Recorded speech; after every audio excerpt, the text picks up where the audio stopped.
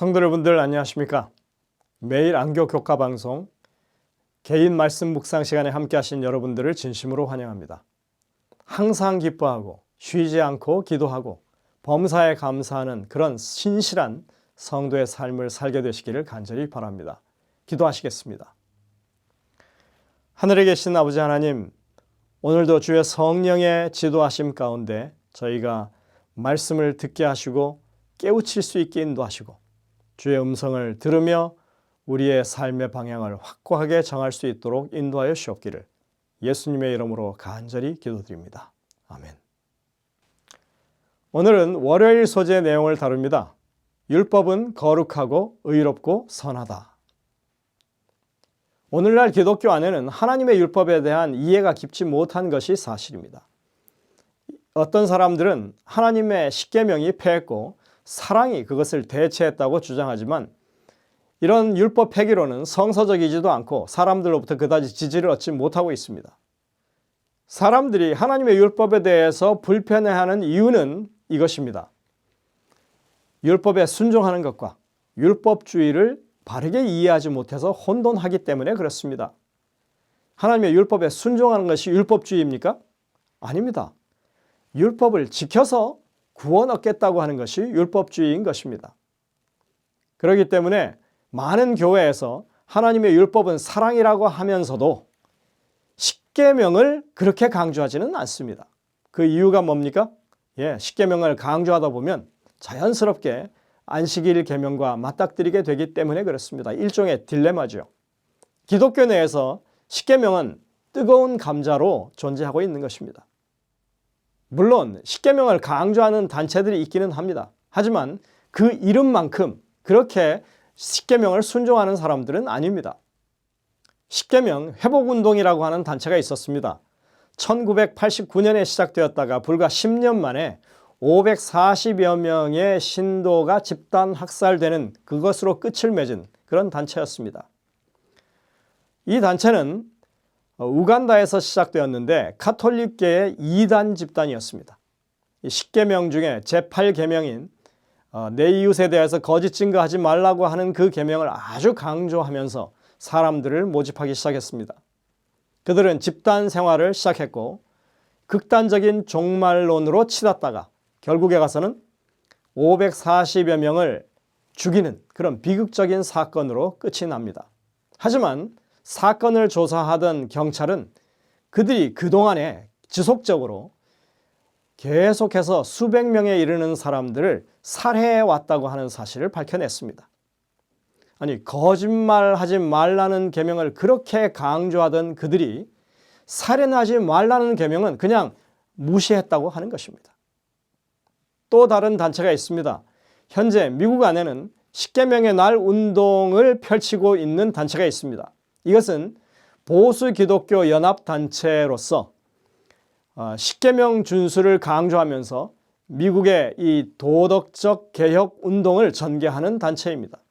이들은 2006년부터 매해 5월 첫째 주 일요일을 십계명의 날로 그렇게 선포하고 준수하면서 십계명 준수를 확산시키고 있는 것입니다. 하나님 아래 하나의 국가, 그리고 이들이 말하는 십계명의 안식일은 바로 일요일입니다. 이들은 십계명 조형물을 설치하고 낙태 금지 운동을 함께 전개하고 있습니다. 이들이 원하는 것은 미국의 수정 헌법에 손을 대서 자신들의 주장을 제도화하려고 하는 것입니다. 와이트는 이런 말을 한 바가 있습니다. 개신교 정부가 그들로 자유로운 독립국가가 되게 한 원칙들을 희생시키고 입법을 통해 교황의 거짓과 기만을 퍼뜨리게 될 원칙을 집어넣게 할 것이다. 이 세상에 십계명을 외치는 단체들이 있긴 하지만 성경의 십계명의 원칙을 제대로 적용하는 교회가 거의 없다고 하는 사실이 참으로 이상하지 않습니까? 서로 사랑하라고 주신 하나님의 율법이 어쩌다가 이렇게 왜곡되어 버렸고 자신들과는 다른 이해를 가진 사람들을 압박하고 제거해버리는 근거가 되었는지 참으로 통탄할 노릇입니다. 하나님의 율법의 기초는 사랑이라고 다들 말합니다. 율법의 정신이 사랑이라는 말입니다. 하나님께서 스스로 율법을 지키시기 때문에 그분은 사랑을 지키실 수가 있는 것입니다. 이것이 바로 예수께서 죄인을 구원하시기 위해서 이 땅에 오셔서 죽으신 이유이고, 율법을 지키시면서 동시에 은혜를 베푸실 수 있었던 이유인 것입니다. 따라서 예수님은 자기도 의로우시고 또 자기를 믿는 자를 의롭다 하실 수 있으시다고 성경은 말하고 있는 것입니다. 또한 사랑으로 죄의 문제를 해결하시기 때문에 이렇게 오랜 시간을 걸쳐서 구속의 역사가 이어지고 있는 것이라고 우리는 배웠습니다. 얼마나 놀랍고 실제적인 사랑의 역사입니까? 율법은 구속이라고 하는 과정을 통해서 무효화되지 않습니다. 오히려 더 확증되는 것이 성경의 가르침입니다.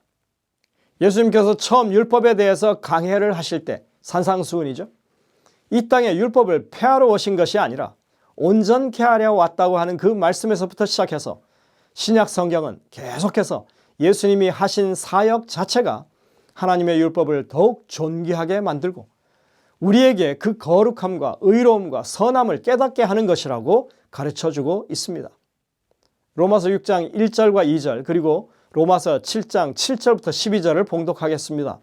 이 구절에는 율법, 특히 그리스도께서 죽으신 이후의 율법에 대해서 밝히 말하고 있습니다. 그런즉 우리가 무슨 말을 하리요? 은혜를 더하게 하려고 죄에 거하겠느냐? 그럴 수 없느니라. 죄에 대하여 죽은 우리가 어찌 그 가운데서 더 살리요? 그런즉 우리가 무슨 말을 하리요? 율법이 죄냐? 그럴 수 없느니라. 그러나 죄가 기회를 타서 계명으로 말미암아 내 속에서 온갖 탐심을 이루었나니 이는 율법이 없으면 죄가 죽은 것임이라. 전에 율법을 깨닫지 못했을 때에는 내가 살았더니 계명이 이름에 죄는 살아나고 나는 죽었도다. 생명에 이르게 할 그 계명이 내게 대하여 도리어 사망에 이르게 하는 것이 되었도다. 죄가 기회를 타서 계명으로 말미암아 나를 속이고 그것으로 나를 죽였는지라. 이로보건대 율법은 거룩하고 계명도 거룩하고 의로우며 선하도다.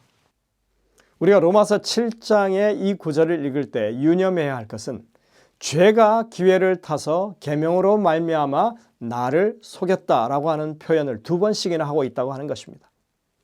이것을 다른 말로 하자면 율법에 대한 잘못된 이해가 결국은 우리로 하여금 스스로 불법을 행하게 만들고 우리를 사망으로 이끈다고 하는 그런 말씀입니다. 따라서 하나님의 율법에 대한 바른 이해가 매우 중요하다고 생각할 수 있는 것입니다.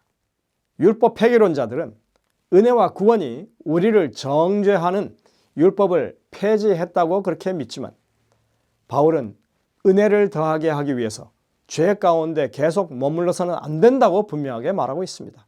오히려 믿음으로 그리스도 안에 있는 사람들은 그의 죽으심과 합하여 침례를 받았으므로 죄에 대하여는 죽고 그리스도에 대해서는 살아야 한다고 가르칩니다.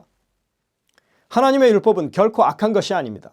그런 생각 자체가 사단의 주장을 그대로 반영하는 것입니다.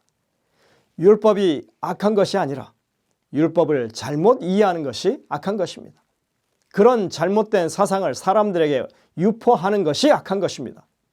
율법은 그 무엇보다도 죄와 우리의 죄된 본성을 우리에게 분명하게 깨닫게 해줍니다. 그렇기 때문에 율법은 거룩하고 계명도 거룩하고 의롭고 선하다고 그렇게 말씀합니다. 오직 율법만이 우리에게 그리스도로 말미암은 구원과 구속이 절실히 필요하다고 하는 사실을 보여줄 수 있기 때문에 그렇습니다. 따라서 우리는 믿음으로 말미암아 율법을 폐기하지 않고 도리어 율법을 굳게 세워야 하는 것입니다. 그리스도는 율법을 없애기 위해 오신 것이 아니라고 분명히 말했습니다. 도리어 율법과 선지자, 다시 말해서 구약 성경을 통해서 약속하신 모든 것을 성취하기 위해 오셨다, 이렇게 말씀하셨죠. 따라서 예수님은 천지가 없어지기 전에는 율법의 1.1획도 결코 없어지지 아니하리라고 그렇게 말씀하신 것입니다.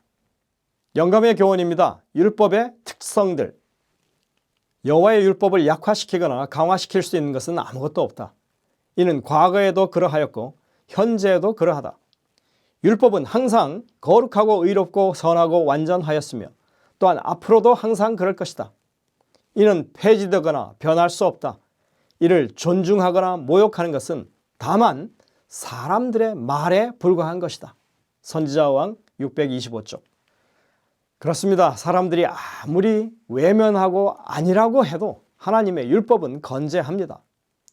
하나님의 사랑과 정의, 율법에 기초한 그 사랑과 정의는 인간 구원의 시작과 끝입니다. 이 둘은 분리할 수 없고 율법을 범한 인간을 하나님께서 구원해내시고 그가 하나님의 사랑에 반응해서 율법에 온전히 자원하여 순종하도록 그렇게 만드는 것이 하나님의 구속의 경륜이기 때문에 그렇습니다. 성경을 연구하면 할수록 깨닫게 되는 것은 하나님의 계명을 지키는 일은 우리의 자유의지에 속한 선택에 의한 것이라고 하는 것입니다. 하늘의 법이 아무리 지엄해도 하나님이 아무리 권능이 있으시고 전능하셔도 우리를 강제하여서 율법을 지키게 하지 않으셨다고 하는 것입니다. 이것이 구속의 역사 내내 지켜져 온 우리가 말하는 교전 수칙입니다. 그러나 사탄의 방법은 그렇지 않았습니다. 마찬가지로 율법을 잘못 이해한 사람들 또한 율법에 순종하는 것을 강제하려고 합니다. 우리 교회들은 과연 어떤 방법을 통해서 하나님께 순종하기를 가르치고 있을까요? 하나님의 계명에 순종하는 것 정말 중요합니다. 그러나 그만큼 자원하는 순종, 우러나오는 순종이 중요하다고 하는 것 또한 우리가 간과해서는 안 되는 것입니다. 율법은 인위적인 방법으로 지키는 것이 아닙니다. 사람의 죄된 본성은 하나님의 뜻을 거스르게 되어 있습니다. 그런 본성이 성령의 감화 아래서 감동함을 받고 자원하는 심령으로 율법에 순종하게 되는 것이 하나님께서 원하시는 율법을 지키는 방법입니다. 이것이 로마서 7장 9절이 말하는 것입니다. 전에 율법을 깨닫지 못했을 때에는 내가 살았더니 계명이 이름에 죄는 살아나고 나는 죽었도다. 우리가 하나님의 율법이 어떤 것인지를 안다고 하는 것은 하나님을 사랑하고 사람을 사랑한다고 하는 것이 우리의 스스로의 힘으로는 불가능하다고 하는 것을 깨우치는 것이 포함됩니다. 그리고 그것은 오직 그리스도의 의를 의지하고 성령의 능력 안에서만 가능하다고 하는 것을 우리로 깨닫게 하는 것이기 때문에 그래서 하나님의 율법은 거룩하고 의롭고 선하다고 그렇게 우리에게 말씀합니다. 우리가 이제는 그렇게 우리의 삶이 하나님의 율법에 동화되기를 기도하게 되시기를 간절히 바랍니다. 기도하시겠습니다. 하늘에 계신 아버지 하나님, 우리에게 주신 이 율법을 바르게 깨우치게 해주셔서 참으로 하나님의 회복하시는 그 사업에 하나님의 백성다운 모습을 보일 수 있는 저희 모두가 되게 인도하여 주옵기를 예수님의 이름으로 간절히 기도드립니다. 아멘.